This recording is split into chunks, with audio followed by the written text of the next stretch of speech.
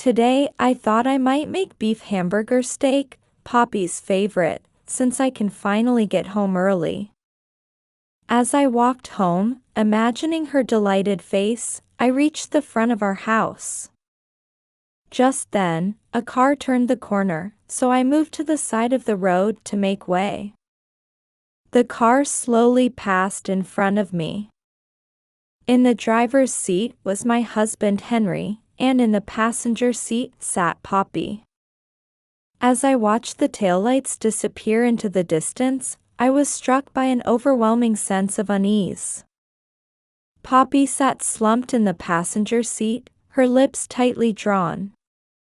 Her expression resembled the one she makes when she's being scolded.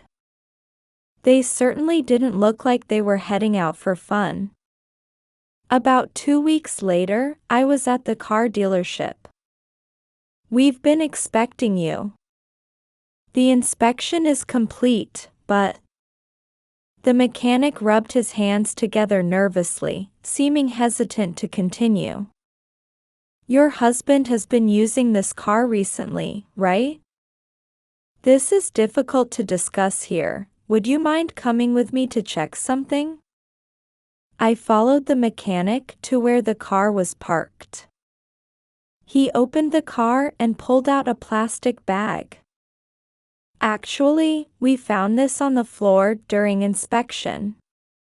I was shocked by what I saw in the bag. It was Poppy's missing underwear. The crumpled underwear was quite dirty. So that's what was going on. "I don't want this car anymore. Please dispose of this car," I said before heading home. "My name is Anne. I sit at the dinner table with my husband Henry, my daughter Allison, and my granddaughter Poppy." 8-year-old Poppy seems to be enjoying the new school term. With her mouth full of food, she enthusiastically tells us about events at school. And then, one of my friends got scolded by the teacher. "Poppy, swallow your food before speaking." Poppy obediently listened to her mother, swallowed, and immediately started talking again. Allison smiled helplessly but listened to Poppy's stories with evident enjoyment. Poppy is truly adorable. The phrase, "innocently cheerful," must have been created just for her. And then, "Grandma, the teacher chased a rabbit and fell into a hole." My goodness, that must have been something. Was the teacher hurt? I don't think so. But their face turned bright red. Allison and I laughed heartily at Poppy's story. I'm so happy we can spend such peaceful moments together. But such moments don't last long. Suddenly, Henry's angry voice boomed across the dining table. "What the hell? Why didn't you attack there? You coward. What have you been doing all this time?" Henry was yelling at the TV, not at us. A basketball game was playing. Henry played basketball in his student days, and watching games is still his hobby. But when he watches games, he has no problem spewing vulgar language even in front of Poppy. Now too, he's complaining about a player's mistake without any regard for us. Move forward there. Why aren't you moving? Are you an amateur? Useless.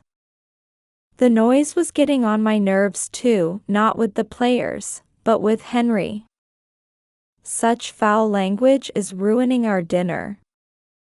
If he has so many complaints about the players, he should become a coach or play himself. Though I thought this, I was too afraid to say anything for fear of his anger turning toward me. Once when I cautiously pointed something out to him, although he didn't raise his hand against me, he stormed out of the house hurling abuse. Even after he returned, his bad mood lasted for days, and we couldn't even have a conversation. Remembering that, I think it's better to let sleeping dogs lie. Across from me, Allison and Poppy have lost their earlier smiles and are quietly eating with downcast eyes. Looking closer, I can see Poppy's fingers and lips trembling slightly. The uncomfortable atmosphere makes us scatter from the dining table like spiders. While I'm washing dishes in the kitchen, the door opens and Allison peeks in. Her expression is stern, as if something's wrong. "Mom, do you have a minute?" "What is it? Is something wrong?" "I was putting away the laundry, and one of Poppy's pairs of underwear is missing. Do you know anything about it?" I stopped washing dishes and looked at Allison. "Underwear? Maybe it fell while hanging the laundry?" Allison crossed her arms and came closer, lowering her voice to almost a whisper. "I thought so too and looked everywhere, but I can't find it. Maybe someone stole it." "Stop that, that's impossible. It probably got mixed in with something else. I'll look for it later." While we were talking, Poppy peeked through the door gap. "Oh, Poppy. Have you finished brushing your teeth?" "Yes, all done." "Poppy, didn't you lose a pair of underwear?" When Allison asked this, Poppy looked away. "I don't know." "Really?" Just as Allison was about to question Poppy further, another angry shout came from the living room. "Why would you do that there? You're terrible. Just quit. What kind of coaching produces such an embarrassing game? Here we go again. I wish the game would end soon." I sighed. Allison sighed too. Poppy had taken the opportunity to go to her room and was no longer by the door. "Mom, isn't there something we can do about that?" "If there was, I wouldn't be having such a hard time." "You should go to bed too." "I'll go after I finish cleaning up." "You're right." "Good night then." The next day, I was standing at the entrance seeing off Allison as she left for work. It was just past 6:30. "I'm heading out. Please take care of Poppy," Allison, dressed in her suit, said to me. She's always been conscientious and seems to feel guilty about having us look after her child. I wish she wouldn't be so formal about it. Poppy is my beloved granddaughter, after all. Don't worry. Poppy will be at school while I'm at my part-time job anyway. My work is in its busy season, so I'll be working late, but Henry will be here, so there's nothing to worry about. Thank you. Allison said this while checking her bag for anything she might have forgotten. Then Poppy came, ready for school. "Oh, Poppy. Already prepared? Good girl." Poppy smiled happily. Allison bent down to meet Poppy's eyes and said, "Be a good girl and listen to Grandma. I'm off to work now." "Okay, I understand." Allison rushed out of the house. She's really grown into a reliable adult. It's hard to believe she used to be so sickly and prone to illness. When she divorced her husband due to his infidelity and moved in here with Poppy, I was worried about how things would turn out, but she seems to have found her stability now. Later, as I was preparing for my part-time job, It was past 7 o'clock. It was time for Poppy to go to school, so I was about to see her off when I noticed something different about her. After thinking for a moment, I realized what felt off. Poppy, what happened to your hairpin? You know, the one you really liked. At my question, Poppy's eyes darted around. The teacher gets angry if we wear hairpins, so I decided not to wear it. What? Is that so? But I don't remember seeing any such notice. Just as I said this, Henry came down from the second floor. As soon as Poppy saw him, she caught her breath. Then quickly saying, "I'm going now." Bye. She rushed outside. Is Poppy hiding something from us? And she seemed scared of Henry. I thought I should talk to Henry when the time was right, for Poppy's sake. Henry was sitting on the sofa watching TV in his pajamas. Since retiring, he's been working as a contract employee, but he has more days off than before. Hey, since my work is getting busy, please look after Poppy when she gets home. I know. Don't worry about it. Also, the car inspection is coming up soon, so there will be days when we can't use the car. After telling him just that, I finished preparing for work and left the house before noon. My workplace is a restaurant not too far from home. Usually it's not too busy, but now it's peak season and quite crowded. Though I'm worried about Poppy, I switched my mindset and walked to work. As expected, the restaurant was full of reservations and extremely busy that day. Between taking orders from constantly arriving customers and handling complaints, I barely had any break time. When I left work, it was already past 9 p.m. But Allison probably hasn't returned home either. She's desperately trying to earn money for Poppy's sake.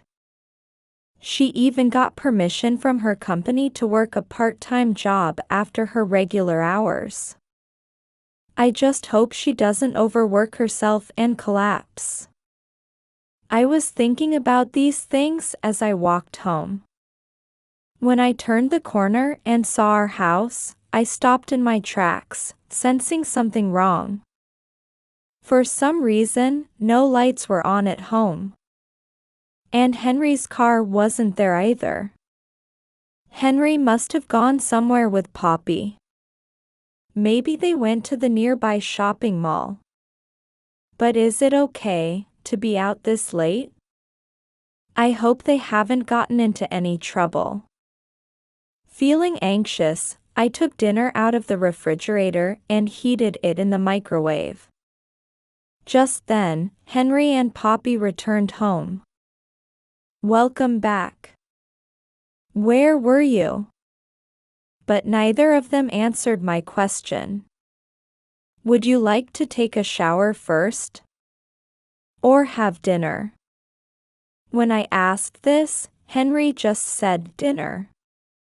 Poppy's face showed no smile, and she kept her head down without saying anything. Something's wrong with Poppy. Did she force herself to stay with Henry even though she's scared of him? Poppy, shall we take a shower? I deliberately avoided mentioning it and took Poppy's hand.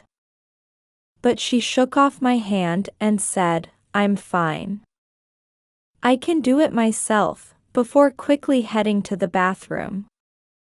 Something definitely happened between her and Henry. Looking at her small retreating figure, I felt tears welling up. As Henry finished eating, Poppy came out of the bathroom, and Henry went in to take his turn. I watched Poppy as she ate her dinner. But Poppy didn't try to cheerfully tell me about her day at school as usual. She seemed terribly tired. "Poppy, where did you go with Grandpa?" When I asked this, Poppy just said it's secret and wouldn't say anything more. Then after finishing her dinner, she hurriedly went to her room. Though concerned about both of them, I finished my own meal. A few days later, my busy season at work finally ended.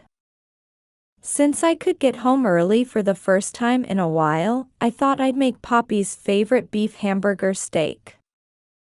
I walked home imagining Poppy's happy face, and when I reached the front of our house, a car turned the corner, so I moved to the side of the road to make way. "Oh, Henry, where are they going?" Henry was in the driver's seat, and Poppy was in the passenger seat. They didn't seem to notice me and drove away.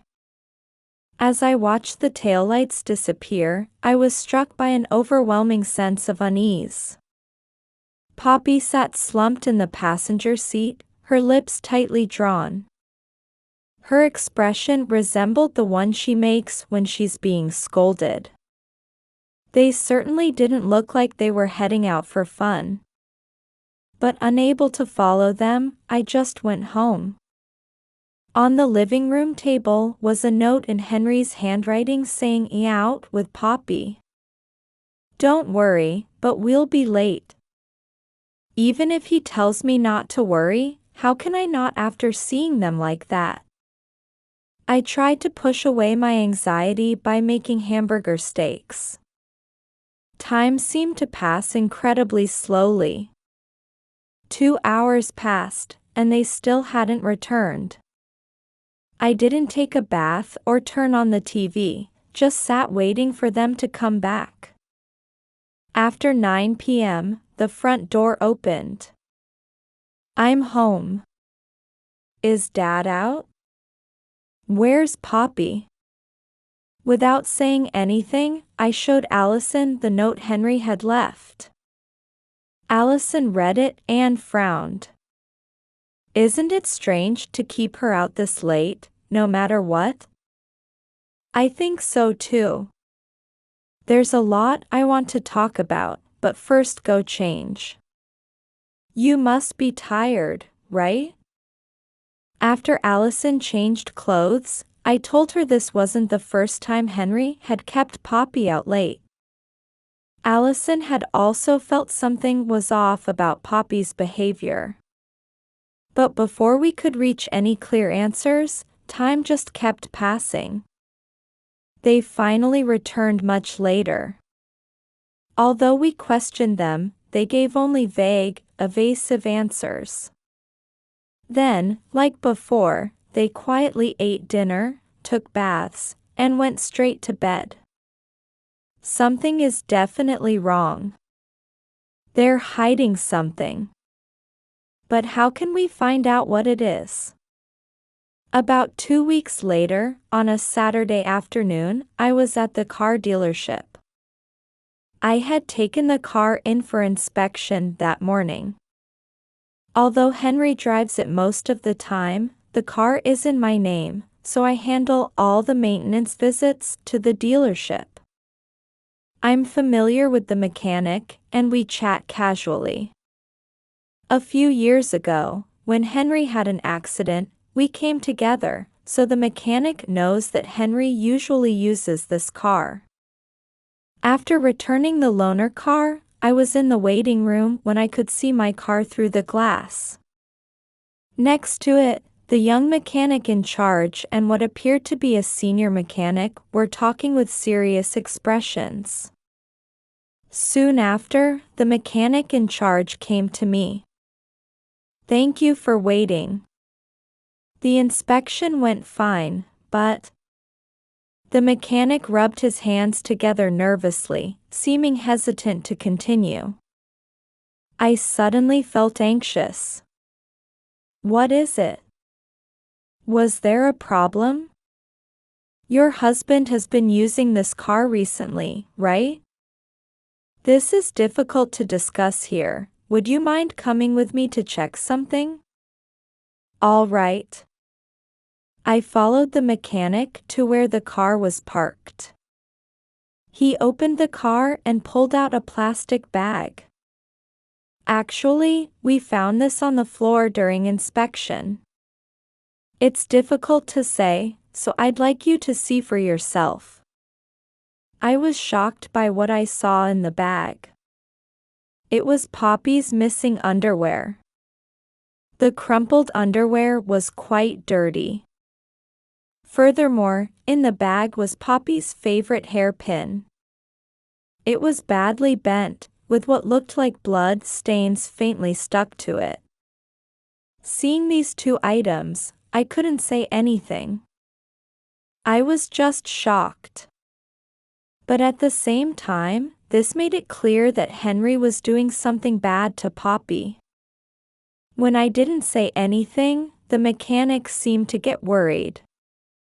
He peered at my face as he spoke. Are you all right?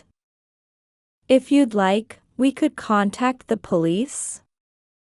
His words brought me back to my senses. I'm sorry. Actually, these belong to my granddaughter. She probably hid them because she was embarrassed about having an accident. Is that so? I apologize. I thought there might have been some kind of incident. I see, they belong to your granddaughter. He must have been thinking about various possibilities too. I'm sorry to have worried you. By the way, can you check where this car has been through the navigation system? Yes, we can. Recent cars keep a history, which is how some affairs get discovered. Would you like to see it? Please. It didn't take long. The car had recently been to 3 places: Henry's workplace, our regular supermarket, and Henry's family home. Henry's family home is now vacant and there should be no reason to go there. So this must be where Henry took Poppy. Convinced of this, I told the mechanic, please dispose of this car, paid the inspection fee, and walked home. This car must be traumatic for Poppy. When I got home, I immediately confronted Henry about what happened at the dealership. These were found in the car. What were you doing with Poppy? Nothing special. She probably hid them because she was embarrassed about soiling her underwear.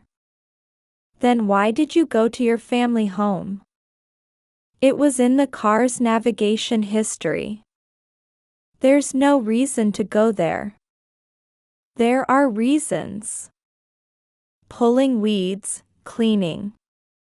Poppy said she wanted to help, so I took her along. Henry lay on the sofa, answering my questions while yawning. Until that late at night?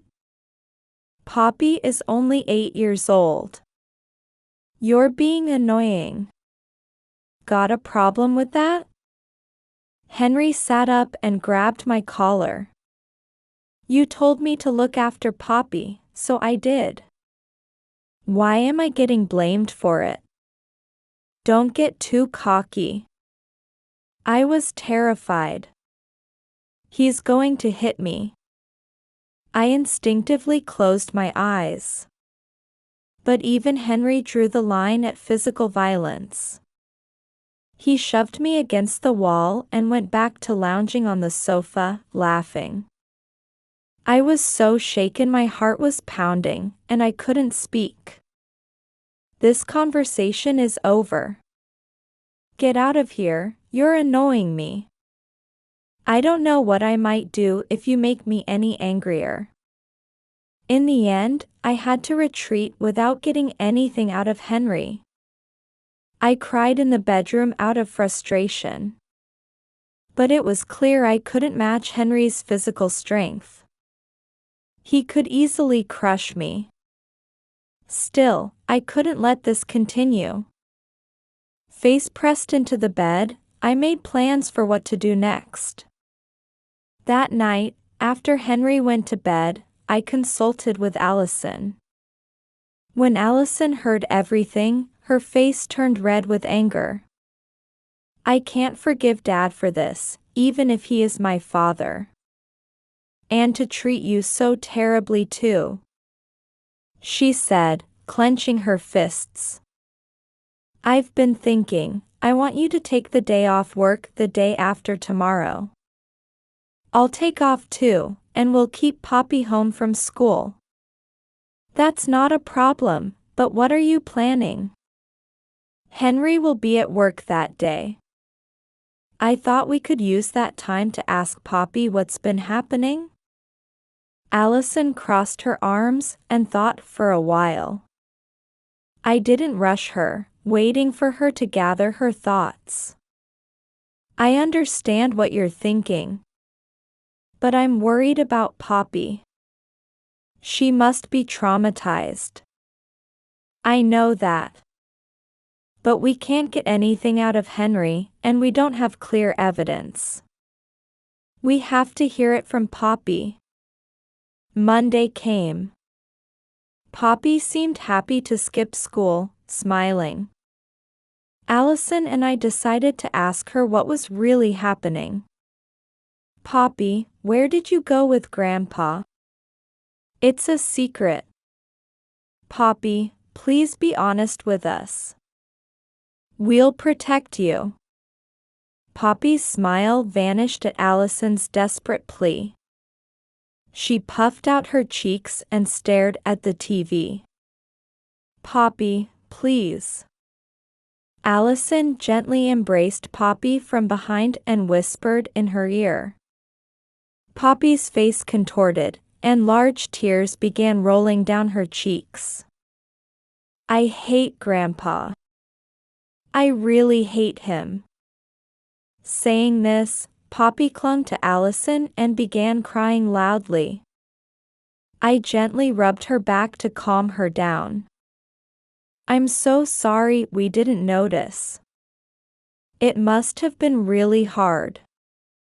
But you're safe now, don't worry.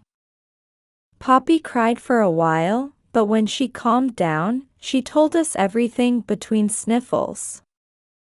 Grandpa suddenly said I had to practice. When I said no, he hit me. Practice what? Basketball. Even when I said no, he wouldn't stop, and the ball broke my hairpin. But I hid it because I was scared of making him angry. And about the underwear, I'm sorry. I had an accident. Grandpa. Poppy's body trembled just thinking about her grandfather. That's enough. How could he do such terrible things to this sweet child? I bit my lip hard in anger. Poppy, thank you for telling us. I'm so sorry you went through this. Why don't you rest in your room for a bit? Allison took Poppy to her room. Unforgivable. I made a decision to protect Poppy. When Allison returned to the living room, I told her, I'm going to call Henry. Allison must have understood what I was thinking. She nodded silently. What is it? Did something happen? My lunch break's almost over. I'm hungry, so make it quick. I put the phone on speaker. We heard everything from Poppy. You were forcing her to play basketball. That's right.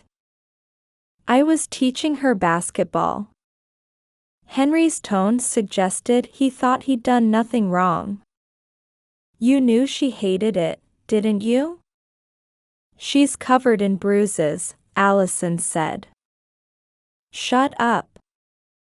It's your fault. You were too weak, so I couldn't teach you basketball. Hearing Henry's words, I felt my body grow hot with anger. Stop doing whatever you want. Poppy's at an age where she'll do whatever adults tell her. Adults need to be more considerate. That's exactly why. You're stupid. Listen, you have to start sports early.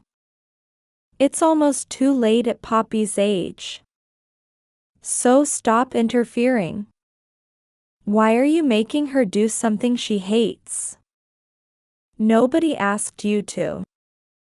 As Allison and I pushed back, Henry grew increasingly irritated, his tone becoming more aggressive. I dreamed of becoming an Olympic athlete. That didn't work out, but things are different now.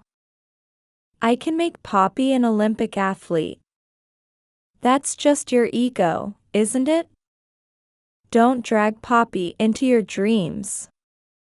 Shut up. Wouldn't you be proud to have an Olympian in the family? You could brag to everyone you know. Plus, we could live comfortably off the money she'd earn. Doesn't sound so bad, does it? Henry seemed determined to make Poppy an Olympic basketball player. But this wasn't for Poppy's sake, it was for his own. He was taking out his frustration and bitterness over his own failed dreams on his granddaughter. What a pitiful man. My anger had turned to disgust. There's no point talking about this anymore.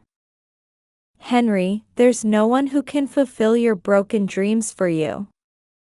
Even if Poppy made it to the Olympics, it wouldn't make you any greater.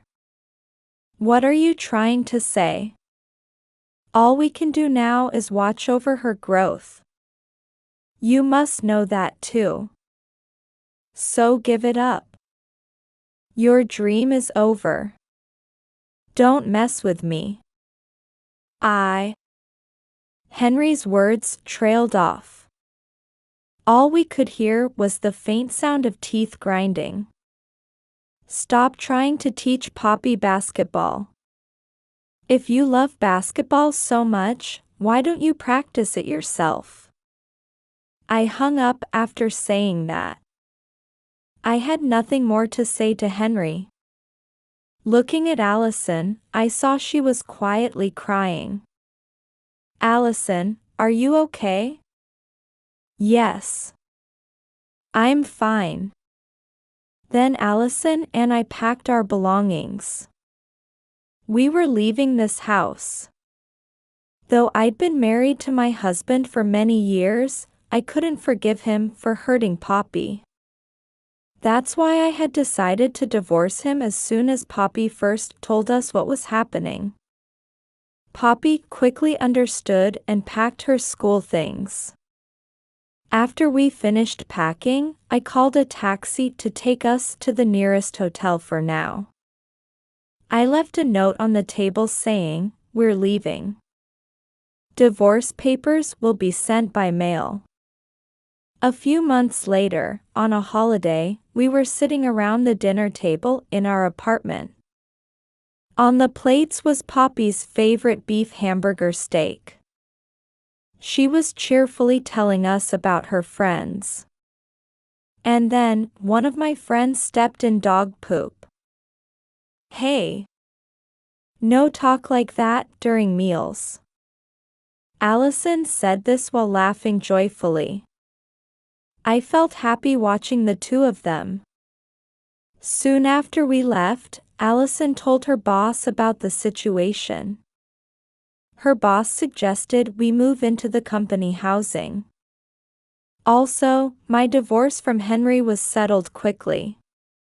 As it turned out, someone living near Henry's family home had witnessed his interactions with Poppy. What they saw could hardly be called basketball practice. The neighbor had recorded videos as evidence and was about to report it to the police. That became decisive evidence, and Henry had to pay substantial compensation on top of the divorce. Henry must have realized something because he didn't put up much resistance. The dealership took care of the car as requested. Hey, Grandma, listen. Sorry, what is it?